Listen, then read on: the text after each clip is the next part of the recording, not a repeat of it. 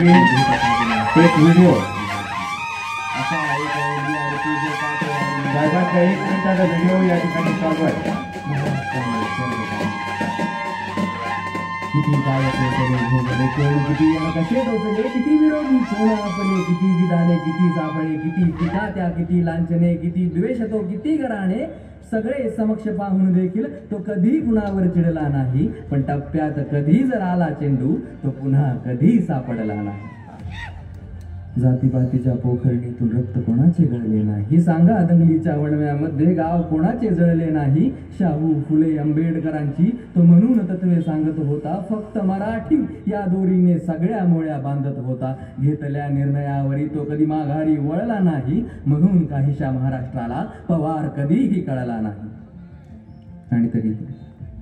आणि तरी लोक म्हणतात की महाराष्ट्रासाठी पवार यांनी काय केले.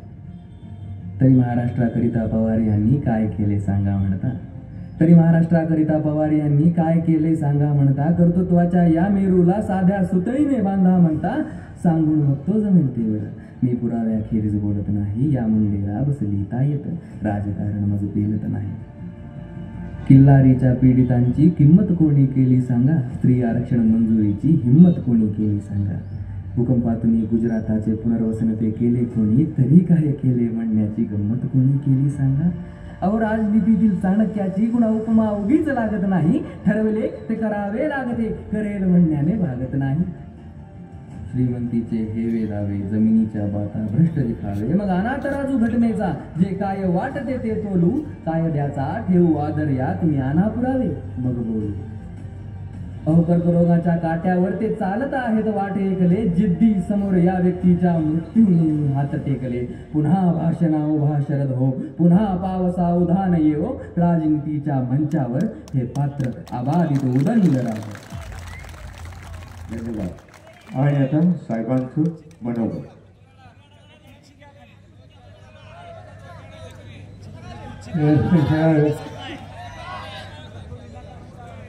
उपस्थित असलेल्या आमच्या मतदारसंघाच्या लोकप्रिय आमदार सुनील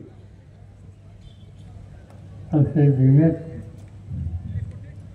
दुसरे लोकप्रिय आमदार शिवराज. महाराष्ट्रामध्ये जी एक नवीन पिढी तयार करावी अशी आम्हाला लोकांची मनामधून इच्छा आहे. आणि त्यासाठी आम्ही सगळ्यांनी ज्यांचं लक्ष ठेवले, ज्यांना प्रोत्साहित करणार आणि ज्यांच्या मार्फत म्हणजे त्याला महाराष्ट्राला नवीन नेतृत्व देण्याच्या उद्देशाचा विश्वास आहे, त्याच्या मालिकेचे एक अतिशय वर्षा पातळीचे प्रतिनिधी रोहित पाटील अन्य सगळे सरकारी आणि मंत्रिमंडळी हे जिल्ह्याचा कार्यक्रम स्वीकारले होते. माझी इच्छा होती की दुष्काळी भागात तुम्ही चक्कर टाकावी. प्रतिकूल परिस्थितीमध्ये मात करण्याची हिंमत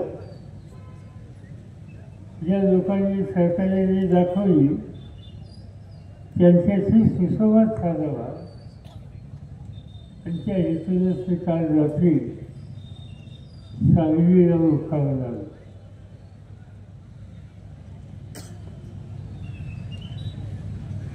आल्याच्यानंतर जे काही प्रश्न आहेत ते समजून घ्यायचा प्रयत्न केला. तर माझ्या मनामध्ये एक गोष्ट पुन्हा येत होती की 10 वर्षाच्या पूर्वी तुमचा माझा सगळ्यांचा जीवाभावाचा एक सहकारी तो आकस्मित होणार त्यामध्ये निघून गेला. त्यांच्यामध्ये कर्तृत्व होतं. बालशौरी नेतृत्वाची नव्हती. सांस्कृतिक स्थिती सर्वसाधारण होती, पण हिंमत होती, निर्णय घ्यायची दृष्टी होती आणि निर्णय राबवण्याच्या संवेदनेची ताकद समजली. आणि त्या व्यक्तीचं नाव आदर्श. मला आठवतं की सांगली जिल्ह्यामध्ये एकदा आलो असताना प्रत्येक वेळी मुख्यमंत्री होतो आणि सांगलीच्या जिल्हा परिषदेमध्ये आक्रमकानं दुष्काळी भागाचे आणि अन्य लोकांचे आणि शेतीचे प्रश्न मांडणारा एक तरुण सभासद त्या जिल्हा परिषदेमध्ये होता. त्याची मांडणी मतांचा आग्रह आणि स्वच्छ वैचारिक भूमिका ही बघितल्याच्या नंतर माझ्या मनात निश्चित होणारं गोष्ट आली की हे नाणं साधं सुद्धा नाही. हा मंदार उपाय आहे. हा कुठेही चालण्याचं राहणार नाही आणि याच्यावर लक्ष ठेवलं पाहिजे. महाराष्ट्राच्या विधानसभेमध्ये त्यांना संधी देण्यात आली आणि मोठ्या मताने ते निवडून आले. आमदार म्हणून काम करत असताना आपल्या कामाची कर्तृत्वाची सुलभ त्यांनी सुरुवातीच्या काळामध्ये दाखवली.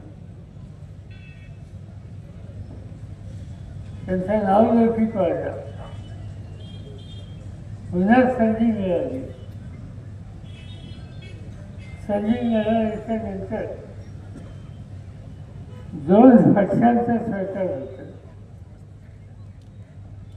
त्याचा एक पक्ष हा माझ्या नेतृत्वाकरता होता. निवडणूक झाल्याच्या नंतर कुणाशी चर्चा न करता मी काही तरुणांना फोन केला आणि मला आठवतंय की रात्री उशिरा आधार खात्याला फोन केला आणि त्याला सांगितलं उद्या मुंबईला यायचं. त्यांनी विचारलं काय कशी विषयी काय म्हणजे हलवला राजभवनावर जायचं आणि शपथ घ्यायची आणि मंत्रिमंडळाची जबाबदारी सांभाळायची. त्याच्याकडे खातं दिलं ग्रामीण विकासात. जयंत खात्याला असाच फोन केला. त्याच्याकडे खातं दिलं अर्थ खात्याची जबाबदारी. एक महाराष्ट्रात सर्वचा संच महाराष्ट्राच्या संसारामध्ये विधानसभेमध्ये आम्ही लोकांनी त्या काळामध्ये उभा केला. आणि मला सांगायला अभिमान वाटतो की माझी निवड ही 100% खरी ठरली. बरोबर ग्राम विकास खात्याला एक प्रकारची गती द्यायची. खेड्यापाड्याच्या लोकांचे प्रश्न सोडवण्यासाठी नवीन धोरणं आखायची. ती आखत असताना गावाचा शेवटचा माणूससुद्धा त्या निर्णय प्रक्रियेमध्ये सहभागी करायचा. या सगळ्या गोष्टी आखायला केल्या आणि नंतरच्या काळामध्ये त्यांच्याकडं गृह खात्याची जबाबदारी दिली. ही जबाबदारी घेतल्याच्या नंतर गुन्हेगारीवर आवड आणि शेतकऱ्याची जीव करणारा जो वर्ग आहे त्याच्यावर आवड या संबंधीची आपली कारकीर्द की लोकांच्या लक्षात राहील या प्रकारचं काम त्यावेळी त्यांनी केलेलं ते निघून गेले. पण समोर लहान असा हरवला एक कर्तृत्व प्रत्येक आयुष्याचा दृष्टी असलेला आणि ज्याच्या भवितव्यामध्ये लहान असल्याचं भवितव्य आम्ही पाहत होतो असा हा जीवाभावाचा सहकारी निघून गेला. तिची अस्वस्थता होती, तो आनंद ती सहन पाहिजे. आणि त्यानंतर अलीकडे वारसाने बघतोय रोहितची ही कमतरता लढून काढण्याचा निर्धार केला आहे. किंवा सगळ्यांची साथ त्यांच्या फाटीची काय जावी ही आग्रहाची विनंती व्यक्त करते. तुम्ही काही चिंता करू नका. मी महाराष्ट्रामध्ये फिरतोय, महाराष्ट्राच्या कानाकोपऱ्यामध्ये फिरतोय, लोकांना भेटतोय, नव्या पिढीला भेटतोय आणि मला चित्र हे दिसतंय की महाराष्ट्राचे जनतेने महाराष्ट्रात परिवर्तन करण्याचा निकाल घेतले. प्रधानमंत्री नरेंद्र मोदींचं राज्य आलं, 10 वर्षांनी पाहिलं त्या राजनीतीमध्ये जी काही धोरणं आपली ती किती राज्याच्या आणि देशाच्या हिताची होती या संबंधीचे प्रश्न वादळच संसद नाही. सत्ता हातात आल्याच्या नंतर सत्ता ही विनयानं राबवायची असते. सत्ता ही डोक्यात जाऊन द्यायची नसते. आज आम्ही देशामध्ये बघत होतो लोकसभेच्या निवडणुकीच्या आधी ही सत्ता धोक्यामध्ये गेलेली आहे दिल्लीच्या नेतृत्वात. आणि ही धोक्यामध्ये गेलेली सत्ता ही खाली आणायची असते. सत्ताधाऱ्याचे पाय जळले टेकायचे असते तर लोकांना मनोर घेतलं पाहिजे, नव्या पिढीला विश्वास दिला पाहिजे. आणि त्या पद्धतीनं आम्ही लोकांनी कामाचे प्रयास पाहिजे. एकता काँग्रेस पक्ष तणावावर घेतलं. उद्धव ठाकरेच्या नेतृत्वाखालचा पक्ष हा जवळ घेतला. एकत्रित निवडणूक लढण्याचा निर्णय घेतला. जागेमध्ये सकट म्हणून मी स्वतः फक्त 10 जागा लढवायची तयारी दाखवली. ज्या राज्यामध्ये आमच्या 66 सुद्धा जागा आलेल्या नसतात त्या राज्यामध्ये या निवडणुकीमध्ये तुम्ही लोकांनी 31 जागेवर आम्हा लोकांचा विजय केला. अध्यक्ष आणि राष्ट्रवादी काँग्रेस पक्ष 10 जागा लढवतोय, त्याच्या 8 जागा ह्या विजयी. कोण होते कोणाला संधी दिली? पाडण्यासारखा दुष्काळी चालतात आणि त्या ठिकाणी दुष्काळी भागातल्या लोकांच्या होते अवघात प्रयत्न करणारा एक ऊर्जा आणि स्वच्छ कार्यकर्ता त्याची निवड त्या ठिकाणी केली गेल्याची अहमदनगरमधून निवड झालेली. आणि हा निर्णय आज देशाच्या लोकसभेमध्ये जाऊन असला की सामान्य कुटुंबाचा माणूस निलेश लंकेच्या घरी 2-3 वर्षाच्या पूर्वी गेलो होतो. 10x10ची खोली होती. अतिशय लहान खोली राहणार सामान्य कुटुंब असतात. आज देशाच्या संसदेमध्ये लोक औत्सुक्याने विचारतात हा लंके कोण आहे. ते कहाची चीज आहे लंके, ते आज शुल्क कसा आहे कर्तृत्व आणि लोकांचा पाठिंबा होता. नाशिक जिल्ह्यामध्ये आदिवासी सभा वगैरे नावाचा तालुका राष्ट्रवादीचा अध्यक्ष आहे. त्याला मी उभं राहून सांगितलं, पेशाने शिक्षक,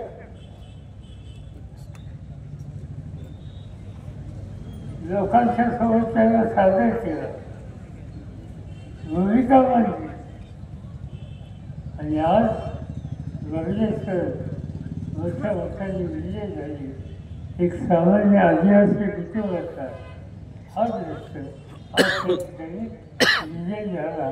देशाच्या लोकशाहीमध्ये मतांचा विक्रम केला. तसंच चित्त वाढण्यामध्ये, तसंच चित्त विदर्भामध्ये किंवा मराठवाड्यामध्ये, लीगला पुणे जिल्ह्यामध्ये आणखी काही ठिकाणी 8 ठिकाणचे लोक निवडून आले. आणि त्याची प्रत्येक व्यक्ती ही लोकांचा कष्ट करणारी आणि सामान्य हे घडलं.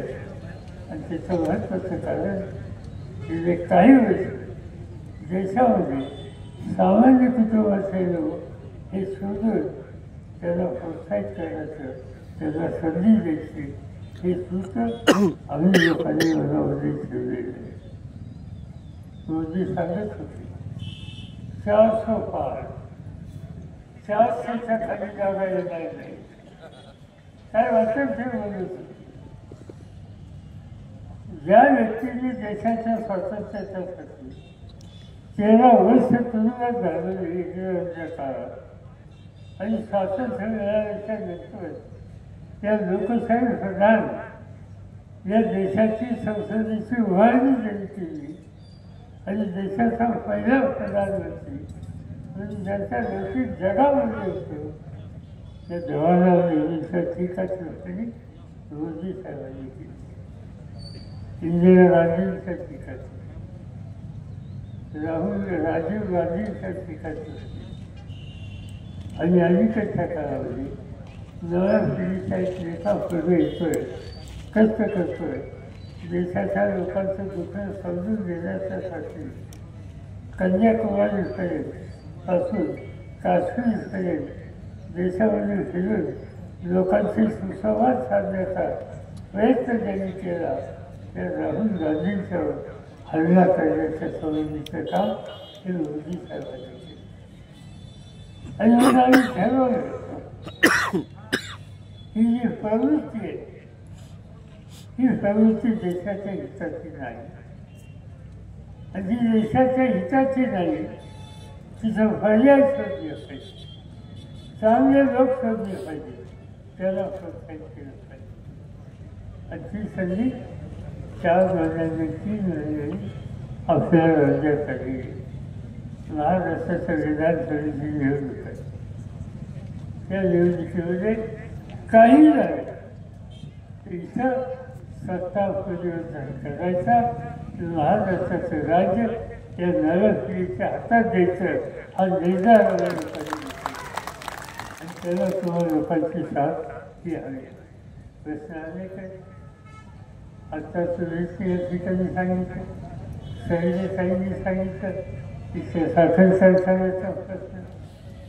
खरं सांगायचं म्हणजे आजचे राज्यकर्ते कुणासाठी काम करतात हीच गोष्ट मला समजत नाही. राज्य मंत्रिमंडळामध्ये निवड झाल्याच्या नंतर राजभवनावर शपथ घेत असताना त्या संस्थेमध्ये एक भाग आहे की माझ्यासमोर येईल प्रत्येक काम हे मी प्रामाणिकपणे करेल आणि कोण कोणत्या विचाराचा आहे या प्रकारची भूमिका देश हा मनामध्ये कधी ठेवणार नाही. आणि या सत्तेचा लाभ सगळ्यांना होईल याची मी खबरदारी घेईन ही शपथ घेतली. शिंदेचं सरकार आमच्या ठिकाणी आहे. त्यांनी स्वतः त्यांच्या मंत्र्यांनी शपथ घेतली. आता मला तिसऱ्या कार्यकर्त्यांनी एक निवेदन दिलं महाकाली सरकारी साखर कारखान्याच्या संदर्भात. आणि दुसरं नियोजन माझ्यासाठी आलं ते महाकाली सायकाली साखर कारखान्याच्या सध्याच्या जे चेअरमन आहेत अनिता सगळे यांच्याकडे प्रश्न आहे. या कारखान्याचा प्रश्न आहे. अनेकांचे प्रश्न असतात पण ते सोडवायची तयारी दाखवावी लागते. महाराष्ट्र सरकारने 10 दिवसापूर्वी एक निकाल घेतला आणि 10 दिवसाच्या पूर्वी निकाल घेऊन त्यांनी महाराष्ट्राच्या अडचणीत असलेल्या एकूण जे कारखाने आहेत त्या कारखान्यांच्या एकंदर संख्येपैकी 13 कारखान्यांना पाहिजे तेवढी मदत केली. माझी काही तक्रार नाही. कुणी अडचणीत असेल त्यांना जरूर मदत करा. पण जे बलवान आहे त्यांना मदत केली जाते. आणि या दुष्काळी भागामध्ये येथे काही अत्यंत कठीण परिस्थितीमध्ये महाकाली कारखान्याची वाढली झाली. काही संकट आहे. त्या संकटातून या भागाच्या जनतेला ऊस उत्पादकांना आणि इथं काम करणाऱ्या कामगारांना बाहेर काढण्याच्यासाठी मदत करायची ही जबाबदारी महाराष्ट्र सरकारची होती. त्यांनी कारखाने निवडले 13 आणि त्या 13मध्ये तुमच्या कारखान्याची नोंद ही त्या ठिकाणी व्यक्तीची आलेली नाही. तुमच्या कारखान्याचा विचार हा त्यांनी त्याच्यामध्ये केला नाही. तर केला पण नगर जिल्ह्यामध्ये ज्ञानेश्वर सरकारी साखर कारखाना आहे. चांगला कारखाना आहे. शक्तिशाली लोक आहेत. ऊस भरपूर आहे. त्यांना 150 कोटी दिले. 150 कोटी. शेजारी सातारमध्ये किसनजी साखर कारखाना यांना अडचणीत काढण्यासाठी 350 कोटी महाराष्ट्र सरकारने दिली. त्यांचाच एक लहानसा कारखाना खंडाळामध्ये त्याला 150 कोटी दिले. श्रीवर्धनचा कारखाना आहे त्यांना 110 कोटी दिले. तुमच्या शेजारच्या जिल्ह्यामध्ये तुम्हाला सगळ्यांना माहिती आहे वाळण्याचा साखर कारखाना तात्यासाहेब कोल्ह्यांचा वाळणा साखर कारखाना एक शक्तिशाली कारखाना होता. अनेक उपक्रम त्यांनी राबवले. देशाच्या कारखान्याचं नाव होतं. त्या कारखान्याला बाहेर काढण्याच्यासाठी आजच्या महाराष्ट्र सरकारने 350 कोटी दिले. त्याच्यानंतर श्रीगंधाचा शिवाजीराव नागवणे कारखाना त्यांना 110 कोटी दिले. असे अनेक लोकांना पैशाची खरज आज भारत सरकारने वाटते. तात्यासाहेब कोल्ह्यांच्या कारखान्यांची मदत केली. 350 कोटी दिले. माझी काही तक्रार नाही. तुम्ही घ्या. कोणी संकटात असेल त्याला बाहेर काढा. पण त्याच्यातला सगळ्यात अडचणीचा जो आहे जो दुष्काळी भागात आहे की ज्या दुष्काळी भागामध्ये कारखान्याची नाही आणि अशा ठिकाणचा कारखाना कष्टाने त्या भागाच्या जनतेने उभा केला. कधी दुष्काळाच्या संकटात सापडला आणि त्यामुळे त्या अडचणीत आला त्याच्याकडे दुर्लक्ष करायचं. आणि जे भगवान आहे त्यांच्याकडे लक्ष द्यायचं. हा दृष्टिकोन हा सामान्य माणसाच्या हिताची जपणूक आम्ही करू ही जी संवाद घेतलेली आहे राजभवनावरची त्या संस्थेची ही भूमिका सुसज्ज करलेली नाही. आणि म्हणून आजच्या फटकाची सुरुवात करून घेणं त्याची आवश्यकता आहे. आम्हाला लोकांच्या हातात सत्ता नाही. पण मला दिसतंय की 3-4 महिन्याच्या नंतर महाराष्ट्राचा पर्यवेक्षणाचा विचार हा पृथ्वीमध्ये आल्याच्या नंतर नक्की या ठिकाणी बदल घेईल. आणि बदल आल्याच्या नंतर जे कोणी राज्यकर्ते असतील ते आम्हाला लोकांच्या विचाराचे असतील आणि त्यांच्या वाटतं पहिला महत्त्वाचा निर्णय या ठिकाणी साखर कारखानदारीचा उद्योग नवीन घ्यावा लागेल. त्या कारखानदारीच्या निर्णयामध्ये महाकाली सहकारी साखर कारखाना कोणत्या महाकाळ याचा जोरात पहिला असेल याची काळजी आम्ही या ठिकाणी घेणार. पण ही धोरणं लोकांच्या हिताची सत्ता वापरण्याची ही आखण्याची आज गरज आहे. अनेक गोष्टी मी बघत होतो सकाळपासून एका कालचा दुष्काळी तालुक्यात पाऊस पडला. आगार शासनाने पाण्याची व्यवस्था केली. काही पाणी या ठिकाणी कष्टांनी संघर्ष करून आणलं. कृष्णे चौकाने आले, केळूर चौकाने आले आणि काही ना काहीची जमीन बागायत करण्याच्या संबंधीची त्यांनी काळजी घेतली. मी रस्त्याने येत असताना शेतकऱ्यांची घरं बघत होतो. ठिकठिकाणी मला संकलित गाडी दिसते. याचा अर्थ दुधाचा धंदा, शेतीला पोषक असा एक महत्त्वाचा धंदा आहे.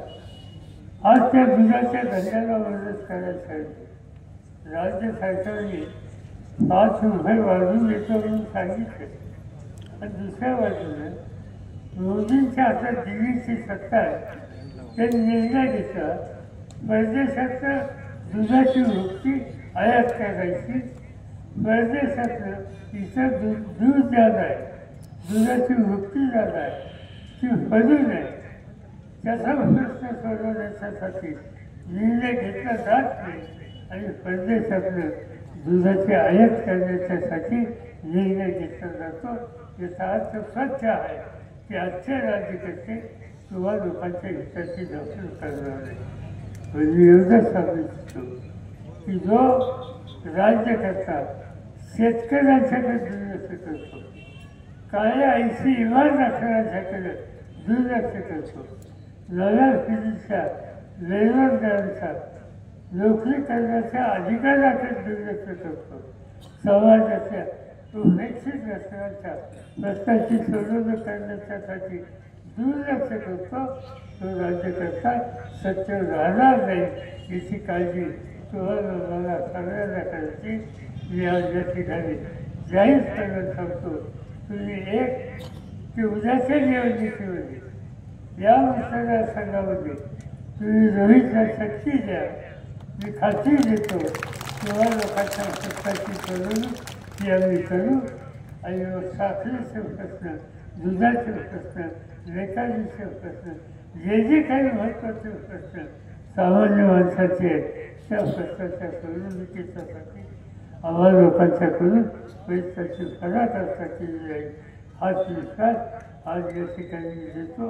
मोठ्या संख्येने तुम्ही उपस्थित राहिला, आम्हा सगळ्यांचे विचार समजून घेतले त्याबद्दल कृतज्ञता व्यक्त करतो आणि माझे 2 शब्द संपवतो. नमस्कार. सरपंच घाट नांदेड यांनी आभार व्यक्त करावे अशी विनंती करीत आहोत. आज महाकाली साखर कारखान्याच्या कार्यस्थळावर आपल्या सर्वांचे लाडके नेते आदरणीय रोहितदादा पाटील यांच्या वाढदिवसानिमित्त जो भव्य शेतकरी मेळावा आयोजित केला होता, या मेळाव्याला मार्गदर्शन करण्यासाठी आपल्या पक्षाचे राष्ट्रीय नेते आदरणीय पवार साहेब उपस्थित राहिले व त्यांनी सर्वांना मार्गदर्शन केलं. त्याचबरोबर